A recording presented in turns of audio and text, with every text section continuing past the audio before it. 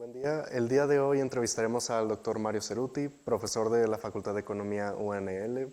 Soy Patricio García, coeditor de la revista Contrapunto, y voy a estar dirigiendo esta entrevista. Doctor, muchas gracias por aceptar venir con nosotros. Quisiera empezar la entrevista preguntándole cómo era su infancia, cómo era su vida en la Argentina. Bueno, gracias por la invitación. Bueno, te cuento antes de venirme para acá, ¿no? No toda la historia. En realidad yo antes de estudiar la licenciatura en historia hice una licenciatura en periodismo.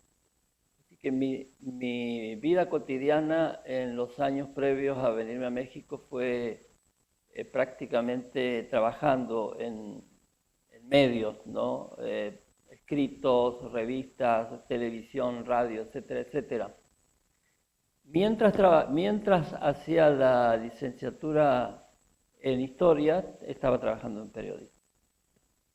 Lo que sucedió es que en 1975 yo terminé mi carrera en historia, hice la tesis de licenciatura correspondiente y a los pocos semanas salió la oportunidad de venir a trabajar acá en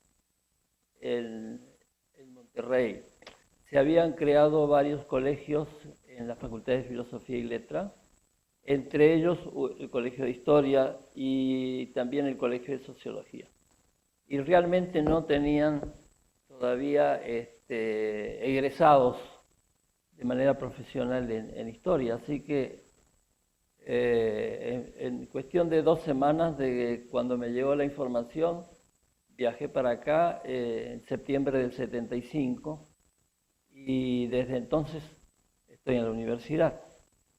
En cuanto a mi relación con la universidad, en la Universidad Nacional de Córdoba, yo fui ayudante de cátedra en la cátedra de Historia de América mientras cursaba parte de la carrera. En realidad tenía más experiencia en el mundo periodístico que en el mundo universitario y acá tuve que modificarlo. Así que un poco fue por ahí mis antecedentes más inmediatos. Yo ya estaba casado con una hija que cumplió 2 años acá, llegando el día de la Revolución, hace 50 años. Y bueno, y me integré. Así que eso es un poco los datos previos a mi llegada a México. ¿Y cómo da usted ese salto de periodismo a historia? ¿Qué lo llevó a...? Digo, porque usted ya tenía la carrera de periodismo. Bueno, es que lo que aprendí en la carrera de periodismo, que fue una carrera muy interesante porque nos daban no solamente cuestiones técnicas, nos daban psicología, economía, literatura, historia y otra serie de cosas, es que fue muy rápida la conexión. Para poder ejercer el periodismo con cierta solvencia, hacía falta profundizar con alguna disciplina universitaria, ¿verdad? Que no alcanzaba con la pura versión periodística, lo que habíamos tenido en clase. Era necesario, pero no suficiente. Y eso me llevó a estudiar historia, sí, sí. O sea que entré a historia motivado por la carrera periodística, Ok, y ya una vez estudiando historia, ¿de dónde surge su interés por la historia económica de México? Y más en específico por la historia empresarial del norte del país. Bueno, eso ya lo fui integrando acá. Yo llegué pensando en dar historia de América en general e historia de América Latina con otra perspectiva. Los cursos los daba simultáneamente en sociología y en historia, ¿verdad? En los años fines de los 70. Y lo que sucedió es que me fui integrando a la investigación a partir de un proyecto que vino del Instituto Nacional de Antropología e Historia de Ciudad de México, con el maestro Enrique Florescano. Y a partir de ese momento entré a los archivos y empecé a descubrir una multitud de cosas que yo no las conocía evidentemente, porque sobre Monterrey no tenía muchas referencias en el caso de nuestros estudios allá en realmente me sorprendí mucho encontrar en los archivos la magnitud del movimiento de la economía en el norte, en el noreste, y del tipo de empresarios que había dado la región. Bueno, y de ahí empecé a estudiar, incluso mi tesis doctoral en Utrecht se refirió al caso Monterrey, la defendí en 1989. Y desde entonces no he parado. He ido ampliando los estudios sobre el norte últimamente con una red que tenemos del área agrícola, que también me ha sido muy, muy útil para salir un poco de la parte puramente fabril, puramente industrial. Así que bueno, prácticamente estoy investigando desde 1977, que mis primeras publicaciones son de ese año. ¿Sí? ¿Y cómo usted, bueno, menciona que su interés por la historia del norte de México viene ya después, una vez que viene aquí a Monterrey, pero qué lo llevó de mudarse de Argentina aquí a México? Bueno, que me ofrecieron trabajo acá. Es decir, yo me vine porque había una oferta de trabajo en la universidad, en el Colegio de Historia y en el Colegio de Sociología. La situación en Argentina en esos tiempos no era nada buena, estaba en pleno inicio de la decadencia que llega hasta hoy. No sé si te has enterado de las elecciones que hubo el domingo, pero Sí. pero es una cosa un poco kafkiana, lo que ha tenido que votar la gente allá. Pero en esos tiempos, en los años 70, ya estaba Argentina en plena descendencia desde el punto de vista económico y con muchos problemas políticos. De manera que estábamos con mi señora pensando en salir del país y irnos a algún lugar donde se pudiera trabajar. Y fue una coincidencia, de manera que apenas me avisaron de acá, a los 15 días ya estaba yo en Monterrey. No me demoré mucho en llegar. Y realmente fue viéndola en el largo plazo, fue una decisión muy buena porque además la universidad me dio todas las posibilidades de investigar. No tanto en recursos, que siempre son pocos, ¿no? Pero sí en cuanto a la libertad de investigar y en publicar, y también financiando a veces las posibilidades de asistir a congresos y ese tipo de cosas, ¿no? Así que fue todo un mundo nuevo que me impresionó mucho y ha hecho que difundiéramos el caso de Monterrey en muchos encuentros académicos, ¿no? Okay, muy interesante. Entonces, usted llega aquí, se empieza a interesar por la historia de Monterrey y decide, bueno, me mencionó ya su tesis doctoral. ¿Qué lo llevó específicamente a estudiar en los Países Bajos su doctorado? Bueno, eso fue otra especie de circunstancia no prevista. En la Universidad de Utrecht tenía un departamento muy grande dedicado a historia de América Latina en esos tiempos. Incluso había varios colegas holandeses que estaban trabajando Perú, Bolivia, México, etcétera, etcétera. Se había creado un programa avalado por el Ministerio de Educación en Holanda, ¿verdad?, para que se pudieran doctorar investigadores que ya tenían una trayectoria más o menos consistente en materia de investigación en América Latina.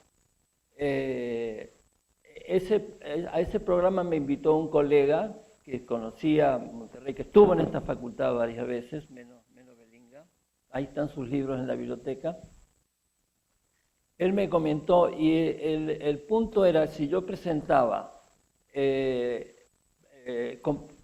comprobaba mi trayectoria en la investigación, y yo ya llevaba unos 12 años más o menos investigando, y era avalada, entonces se me daba la categoría de doctorando, y lo que tenía que hacer, complementar, era presentar la tesis con un director de tesis de la Universidad de Utrecht y defenderla.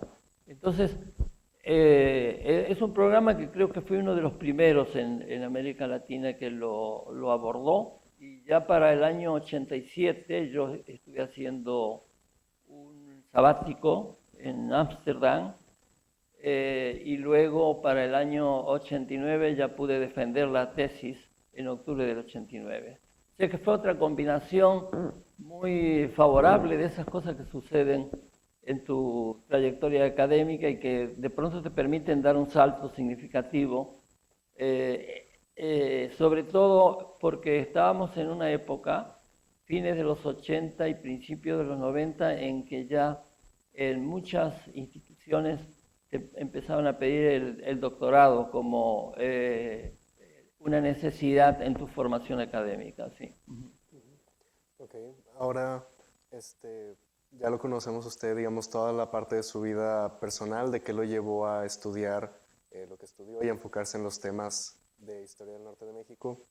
Ahora, pasando a su obra en específico, ¿cuáles diría usted que han sido los 3, 4 trabajos de investigación más importantes que ha hecho? Bueno, lo que sucede es que cuando uno ya lleva 40 años investigando, ya tiene varias cosas para hablar. Pero no, yo creo que realmente lo que a mí me llamó más la atención, Monterrey fue un camino para llegar a eso. Es el impacto que ha tenido sobre el norte de México la relación con Estados Unidos. O sea, yo llegaba un poco de Argentina y todavía acá había mucho de eso, y en mis clases se veía de esta idea de que había escasez de actividad empresarial a nivel latinoamericano, que el nivel empresarial era muy limitado, etcétera, etcétera. Eso era un punto. Y el segundo punto era que en gran medida el desarrollo de las actividades económicas tenían mucho que ver con inversión extranjera. Por eso era la época de la teoría de la dependencia, una época todavía asignada por la Revolución Cubana, que todavía andaba dando vueltas por ahí. No había caído el muro de Berlín todavía, como iba a suceder al poco tiempo, etcétera. Pero llego acá y me encuentro con algo que empieza a impugnar ese tipo de noción de la historia económica y social latinoamericana. ¿No es cierto?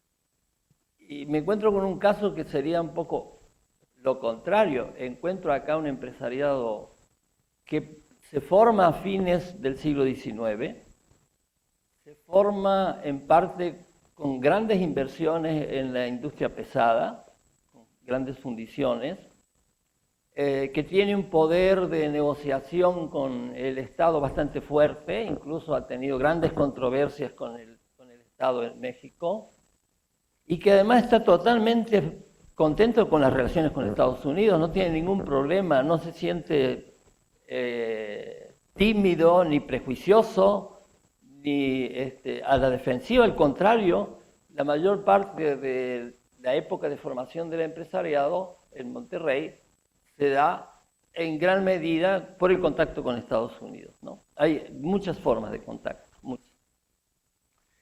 Bueno, pero eso no es solamente en Monterrey. Cuando empiezo a ampliar mi mirada sobre, no solo sobre el noreste, sino sobre el conjunto del norte de México, son 11 estados, los 6 fronterizos más los 5 que están abajo de cada uno de ellos, veo que el caso Monterrey se reproduce en otros lugares del norte mexicano. Siguiendo, por ejemplo, los estudios de la comarca lagunera o de los valles agrícolas de Sinaloa y Sonora, o el caso de Chihuahua, pues lo que pasaba en Monterrey era una forma de expresarse empresarialmente. Aquí con mucha insistencia en lo que es el mundo fabril, pero en otros lugares era con el mundo pecuario, agrícola, los servicios, como es el caso del desarrollo de Tijuana, y todo muy vinculado a ese enorme mercado que es Estados Unidos. Es mucho más importante el mercado de Estados Unidos que el mercado de un país como México, Brasil o Argentina. Por lo tanto, lo de Monterrey me lleva a situarme no solo de manera individual, sino con equipos de investigación, tenemos una asociación de historia económica del norte de México que la creamos en el año 92, y por todas partes aparece esto del impacto estadounidense. Yo creo que eso es lo más importante. Monterrey es el eje de muchos trabajos míos de investigación, pero su propio impacto en el norte y a nivel nacional y las relaciones establecidas con Estados Unidos me llevaron a indagar otras latitudes y se reproduce en gran medida el esquema, ¿no? En ese sentido consideramos al norte de México como una prolongación del mercado de los Estados Unidos o de la economía de los Estados Unidos. Y uno exagerando podría decir, bueno, que también el mercado de Estados Unidos ha sido siempre parte del mercado de muchos empresarios del norte de México, porque el nivel de intercambio ha sido muy fuerte y sigue siendo. Y eso tiene mucha vigencia en este momento. Es decir, en todos estos cambios que trae la tercera revolución tecnológica y el mundo de la pospandemia, pues todo el mundo habla de nearshoring ahora, ¿no? Todos quieren, los chinos, los coreanos, los holandeses, los españoles quieren estar en el norte de México. Y dentro de eso, Monterrey es una zona privilegiada de inversiones, ¿sí? O sea que sí fue tomando interés la investigación, fue tomando interés y hemos podido platicar de esto en muchos lugares, en encuentros académicos, sí. De manera que entonces usted ha sido pionero en la investigación de la historia del norte de México y que también mucha de su investigación ha sido, digamos, en su momento, ayudó a contradecir las teorías preponderantes acerca del desarrollo en América Latina. Sí, claro, y al principio costó un poco decirlo esto en otros lugares, ¿no? Tú ibas a Brasil, Argentina, a Colombia y te miraban un poco así, ¿de dónde saca esto este señor? Si la idea que tenemos de México es que es totalmente dependiente. Sí, México tiene muchos componentes de dependencia con Estados Unidos, pero el empresariado no necesariamente está en una situación así. Es lógico. Le ha pasado también a Canadá, está pegado a Estados Unidos y se meten en esa onda y por supuesto el monstruo va a tener una especie de relativa hegemonía. Si la tiene a escala mundial, ¿cómo no la va a tener respecto a Canadá o México? Pero dentro de eso que no se discute, ¿verdad?, donde hay muchas influencias políticas, culturales, etcétera, etcétera, la actividad empresarial era muy impresionante. Y ya el tiempo fue poniendo las cosas en su lugar. Cuando apareció esto del Tratado de Libre Comercio, bueno, el Tratado de Libre Comercio del año 93-94 es simplemente que se reconoce que hay una relación muy intensa entre México y Estados Unidos y hay que aprovecharla.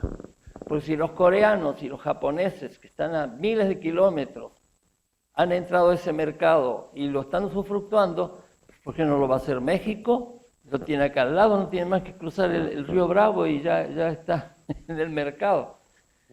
Yo creo que esa ha sido la conclusión de largo plazo más significativa de la investigación.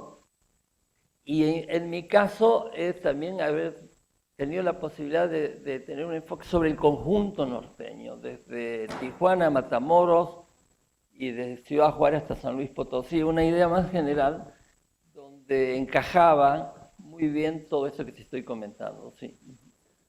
Nos ha descrito, bueno, todo lo que ha hallado usted en su larga carrera como investigador, pero digo, me pregunto yo, ¿de dónde saca usted toda esa información? ¿De dónde son sus fuentes? Sí, ¿cuáles son sus fuentes que lo han llevado a sacar estas conclusiones tan significativas para la manera en cómo entendemos la historia? Bueno, justamente, yo creo que parte de la inicial cambio que tuve que enfrentar yo, desde ciertas teorías hacia lo real, es el tipo de fuentes que usamos.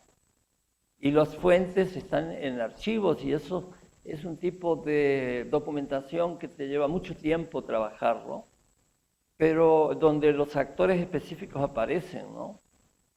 Cómo se forma una empresa, cuáles son sus accionistas, sea, si hay relaciones de parentesco entre los grupos empresariales, si hay relaciones entre las distintas regiones. Una de las cosas que más me llamó la atención y que yo lo sigo todavía por ahí tratando es cómo la comarca lagunera se forma prácticamente con capitales de Monterrey, ¿verdad? Entonces hay relaciones interregionales que después se acentúan cuando se institucionaliza más todos esos mecanismos económicos. Durante el Porfiriato, que es la época de consolidación inicial de estos grupos empresariales, aparece Chihuahua también articulándose en la laguna, y son todas redes interregionales que se van expandiendo y que van teniendo cada vez más presencia, tanto a escala del mercado nacional en México, como en esta relación que se va generando de manera intensa, pese a todos los problemas, las dificultades, las dudas, los prejuicios con Estados Unidos. Sí, desde la historia económica se ven de otra forma las cosas. Y ahí es donde se discuten mucho esas discusiones que se dan más en el plano de lo político, lo diplomático, y los choques de tipo cultural, y las insensateces que a veces se dan desde tanto el Estado en Estados Unidos como en el Estado de México. Una multitud de cosas que realmente no tienen mucho que ver con la historia real, por lo menos desde el punto de vista de las economías, ¿no? De las economías. Okay. Así que gran disputa ahí, ¿no? Y mira, lo que ha pasado en los últimos años, con el cambio tecnológico inclusive último, es la acentuación de eso, simplemente. Es como si se hubiera abierto, no las puertas porque estaban abiertas, pero sí el reconocimiento de que existían esas puertas. Nosotros hemos encontrado que Sinaloa se exporta a Estados Unidos desde 1920. ¿Quién le va a enseñar a los agricultores de Sinaloa cómo hay que trabajar en Estados Unidos si llevan un siglo haciéndolo? Pero todo eso no estaba muy claro. La investigación lo fue sacando a luz y de paso fue contradiciendo la mirada que se tiene desde el centro de México, que se considera que el centro de México es el centro del país. No es correcto. Desde el punto de vista de la historia económica es mucho más trascendente lo que puede pasar en el norte que lo que pasa en el centro de México. Ahí está el poder político, está el connecting, y están todas las cosas que giran en torno al poder del Estado. Pero la práctica económica, las grandes inversiones, la gran cantidad de empresas y de empresarios, pues en gran medida está situada en el norte de México. Wow, okay.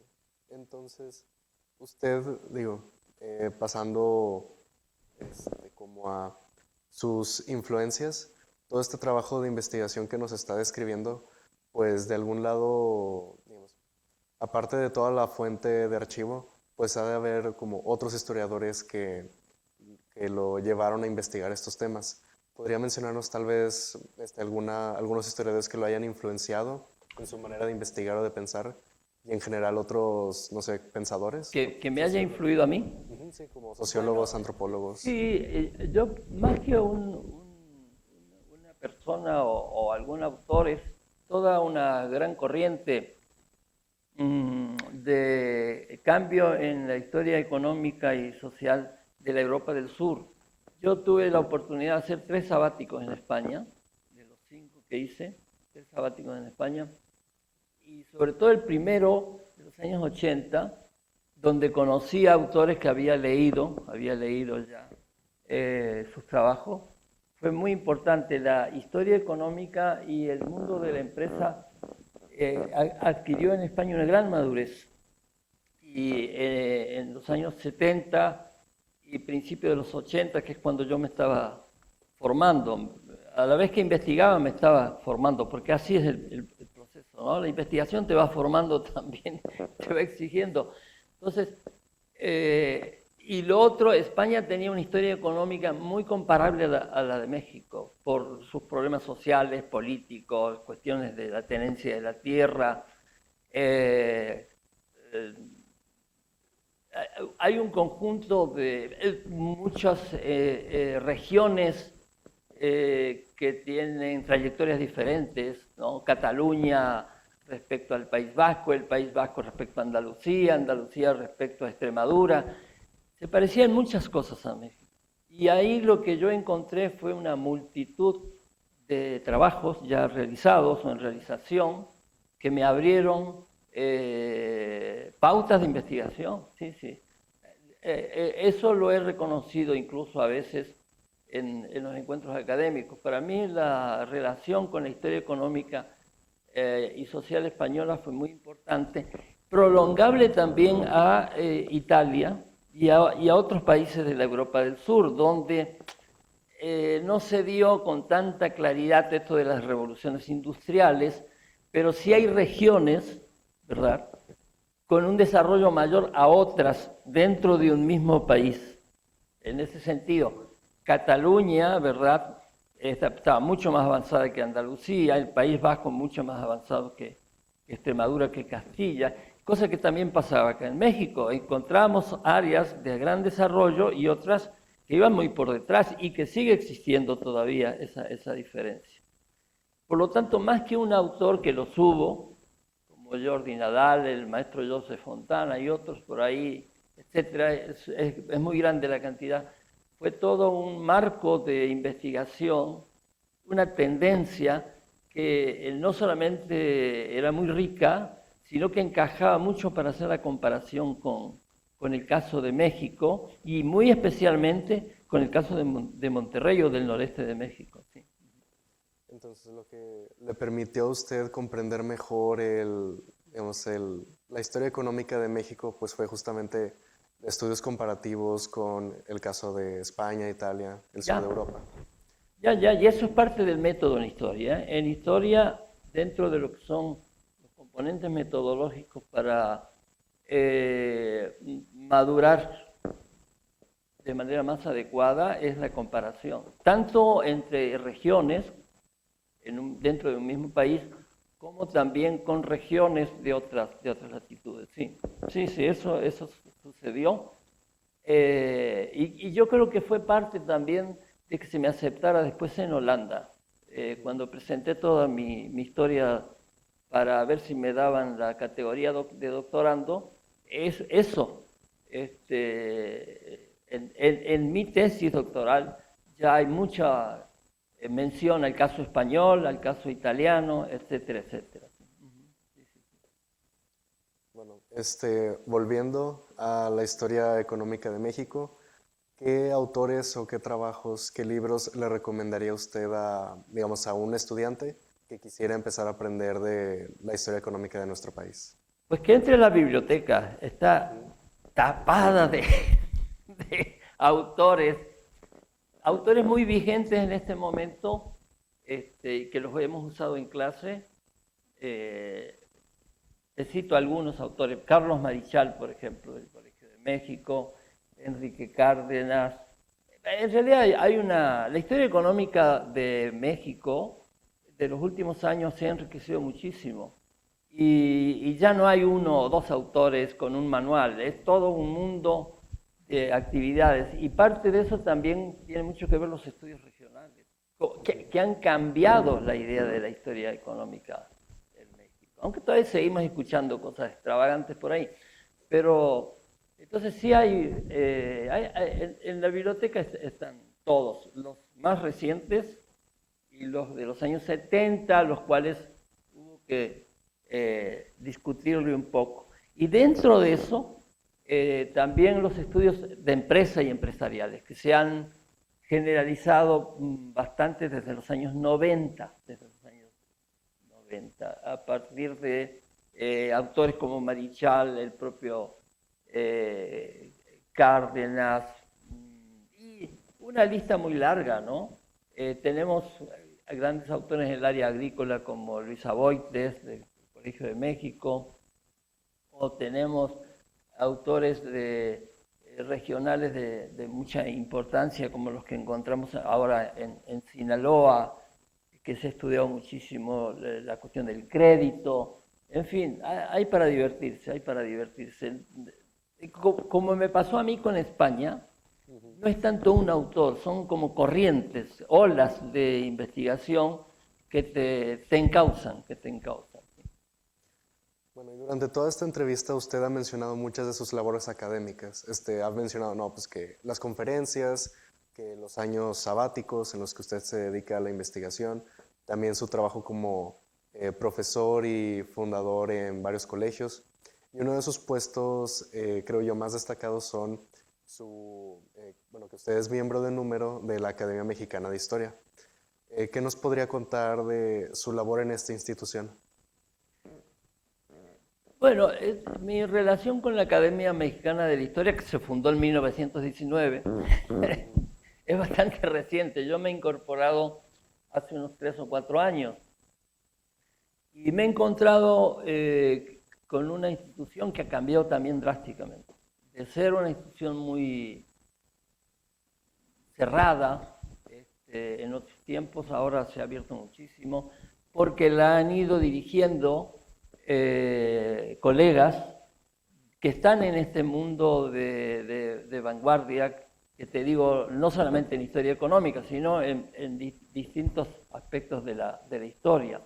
Ahora, una de las cosas que ha hecho que la Academia Mexicana de la Historia digamos, llamémosle así, se modernice, es que gran parte de sus actuales miembros de número, ¿verdad? Son 34, 33 o 32 creo, son miembros del Sistema Nacional de Investigadores. Y muchos de ellos son nivel 3. Yo creo que eso sí ha sido un camino importante para todos. La creación del Sistema Nacional de Investigadores, que está en CONACYT, que se funda en los años 80. Yo me incorporé en el año 89, justamente cuando aprobé mi tesis doctoral, y esa vinculación con el resto de la comunidad científica le ha hecho mucho bien tanto a los historiadores como a otros científicos sociales.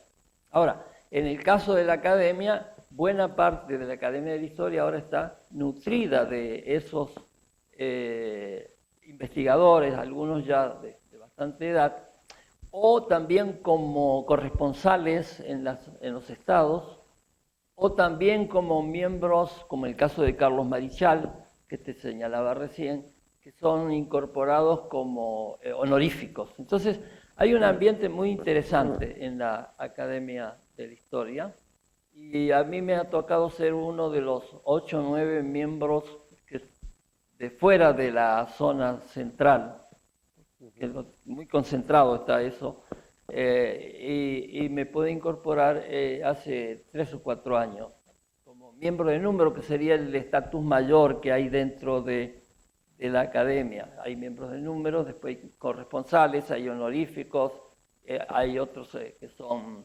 eméritos, etcétera, etcétera. Es interesante la relación con la academia, da mucho gusto, sí. Ok, y ahora pasando a algo que le podría interesar pues, a la audiencia, que son los alumnos de la facultad. Usted bueno, mencionó que su relación con la universidad viene desde los 70, desde que usted llegó, pero su relación con la Facultad de Economía es de apenas hace unos 20 y tantos años, ¿no es así? Sí, sí, sí. Bueno, usted en los más de 20 años que ha dado clases aquí, ¿qué opinión tiene de la facultad? ¿Cuál cree usted que son sus aciertos, sus fortalezas y también sus áreas de oportunidad? Bueno, realmente es una facultad en la que, y da mucho gusto, que lo que impera realmente es la vida académica. Alguien diría, bueno, pero si estás en la universidad, tiene que imperar la vida académica. No, cuernos, ¿qué va a imperar? Hay cada facultad es por ahí que realmente lo académico está ahí porque tiene que estar, pero más está otro tipo de comportamientos. Entonces, cuando yo me crucé a economía en 1999, me encontré con un escenario bastante diferente al que había en filosofía y letras. Era una facultad muy linda, muy interesante, muy jovial, etcétera, pero donde no había a ver, ¿cómo sería para no ofender? esta insistencia en que lo académico es lo prioritario y luego puede haber otro tipo de componentes lógicos cuando hay que manejar instituciones, ¿no? Elementos que tienen que ver con la política universitaria, las relaciones, y eso. Pero eso no puede convertirse en lo fundamental, debe ir acompañando a lo académico. Si lo académico es el corazón de la actividad, vamos bien, pero si es la excusa para andar en otras ondas, no vamos bien. Y realmente fue un cambio muy fuerte en ese sentido y muy favorable, muy favorable. Lo único que yo podría decir que la historia económica no tiene la presencia que debería tener.